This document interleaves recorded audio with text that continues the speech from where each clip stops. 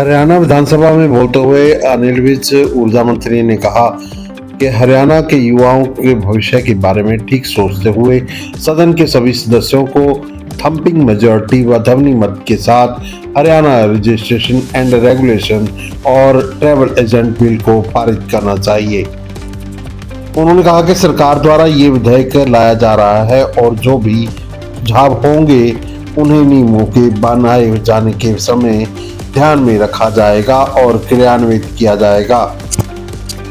अनिल विज ने कहा कि जब वे गृह मंत्री थे और उस समय कबूतरबाजों पर नकेल कसने के लिए 2 बार SIT बनाई गई थी। उन्होंने कहा कि मैंने पाया था कि अंबाला, कुरुक्षेत्र, कैथल, करनाल जैसे जिले कबूतरबाजी से सबसे ज्यादा प्रभावित जिले हैं। अनिल विज ने कहा, कांग्रेस भूपेंद्र सिंह हुड्डा के कार्यकाल के दौरान सदन में विपक्ष के सदस्यों को बिल पारित करने के पहले सदन से बाहर निकाल दिया जाता था। परिवहन मंत्री अनिल विज ने कहा, कांग्रेस के कार्यकाल के समय विपक्ष को बाहर निकाल कर बिल पारित किया जाता था। उन्होंने कहा, कांग्रेस के कार्यकाल के समय बोलने तक नहीं दिया जाता था। विज का हुड्डा पर गाने के माध्यम से तंज हमने उनको भी चुप चुप के जाते हुए देखा उन गलियों में।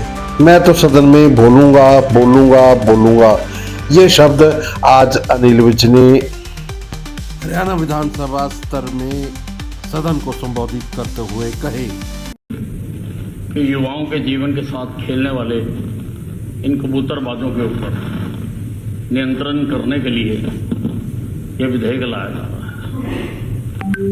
ये बीमारी बहुत गंभीर है सर। मैं जब गृह मंत्री था मैंने 2 बार SIT बनाई। अभी बहन जी ने पूछा भी कि बताया जाए कि क्या कार्रवाई की। पहली मैंने जो SIT बनाई थी वो भारती अरोड़ा की अध्यक्षता में बनाई थी मैंने, और लगभग 600 के करीब कबूतरबाज उस वक्त पकड़े गए थे। फिर मैंने दोबारा शिवाज कविराज की अध्यक्षता में जो मला IG हैं, मैंने एक कमेटी बनाई थी। लगभग 750 कबूतरबाज तब पकड़े गए। तो इसको बनाना बहुत जरूरी है, क्योंकि आज कोई भी नियम नहीं है। कोई भी व्यक्ति बैठ के ये काम शुरू कर देता है। और ये कुछ जिले जो मैंने पाया था, अंबाला, कुरुक्षेत्र, कैथल, करनाल, ये सबसे ज्यादा प्रभावित है।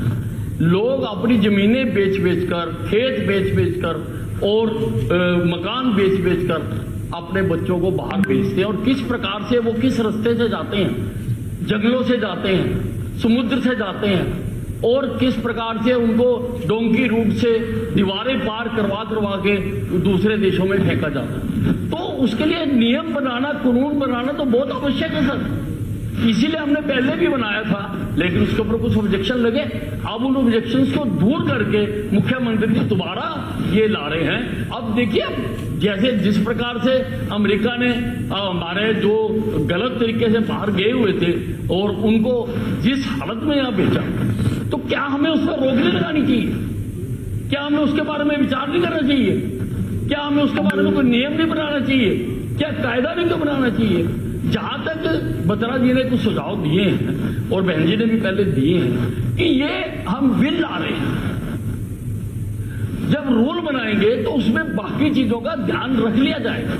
बाकी चीजों का भी उसमें जो है कैसे करना है, क्या करना है, हम वो भी करेंगे। हमें सर्वसम्मति से अगर हम हरियाणा के युवाओं की जिंदगी के भविष्य के बारे में ठीक सोचते हैं, तो हमें थंपिंग मेजॉरिटी के साथ ध्वनि मत से इस बिल को पारित करना। मैं विधायक बनाऊं, मैंने अनेकों बिल पारित होते देखे हैं। मैंने हुड्डा साहब का टाइम भी देखा है कि बिल कैसे पास होते थे।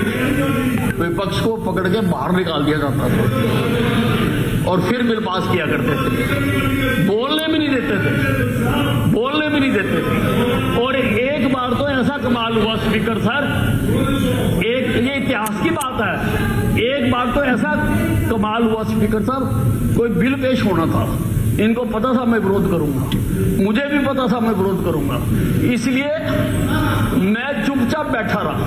मैं खड़ा भी नहीं हुआ, मैं बोला भी नहीं, तब भी मुझे बाहर निकाल दिया। चलिए प्रश्न है कि सब क्लोज समझ सकते हैं, इससे शेर जैसे नहीं समझ सकते। अध्यक्ष महोदय, अध्यक्ष महोदय,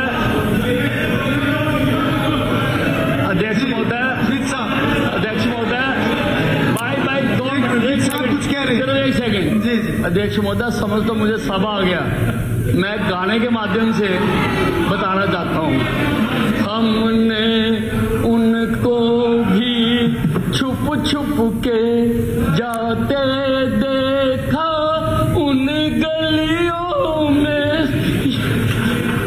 माननीय, चलिए सब पता मन्ने, सब जानू।